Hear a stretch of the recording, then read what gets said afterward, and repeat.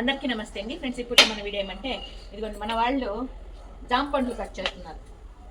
Jam అంటే పచ్చిగా ఉండరా, జామకాయలు అంటే పచ్చిగా ఉంటే జామకాయలు, పండుగ అంటే జామ పండ్లు, ఇది దోరగా ఉండే కదా జామ దోరలు. ఇవి జామ దోరలు అనమాట. ఇదేమంటే మన మున్రాజు వాళ్ళ ఫ్రెండ్స్ తెచ్చింది. అవునప్పా, మీ ఊరు నుంచి తెచ్చింది. వాళ్ళ ఫ్రెండ్స్ తీసుకొచ్చారు. ఇదేమంటే మన వాళ్ళకి ఈ విధంగా కట్ చేసి 4 ఉప్పులు చేసి దాన్ని కొద్దిగా సాల్ట్ తగిలించి, అంటే ఉప్పు తగిలించి టేబుల్ సాల్ట్ మన వాళ్ళకి ఇద్దాము అన్నట్లుగా కట్ చేస్తూ ఉన్నాము.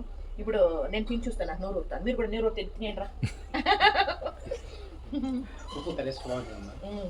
ఇట్లేదు ఉప్పు కాదు, మీరు ఒక ఉప్పు తినేయండా మళ్ళీ పోయిండా. అదే వంటింట్లో ఏం చేస్తారు చూద్దాం రండి. మా దూకుమలు ఆడుతుంది.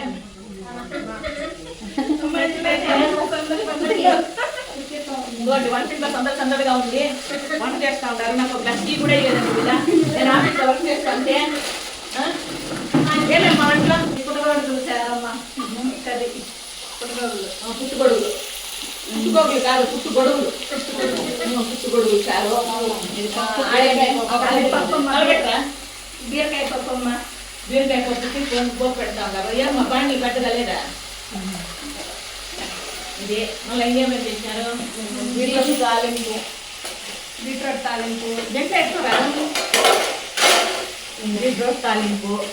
నెక్స్ట్ సగ్గుబియ్యం పాయసం. సగ్గుబియ్యం పాయసం మెత్తట్లే పోయి జారుగా పోయి నిదానంగా పోయి అది సగ్గుబియ్యం పాయసము. నెక్స్ట్ మజ్జిగ వీళ్ళు పోసినారా? మజ్జిగ.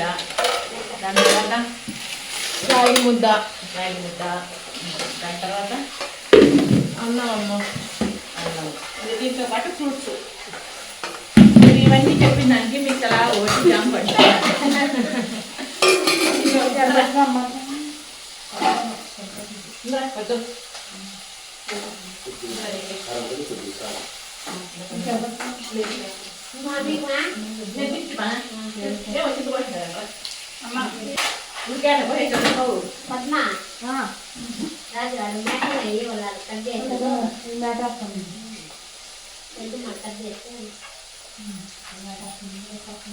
సూపర్, చాలా బాగుందండి.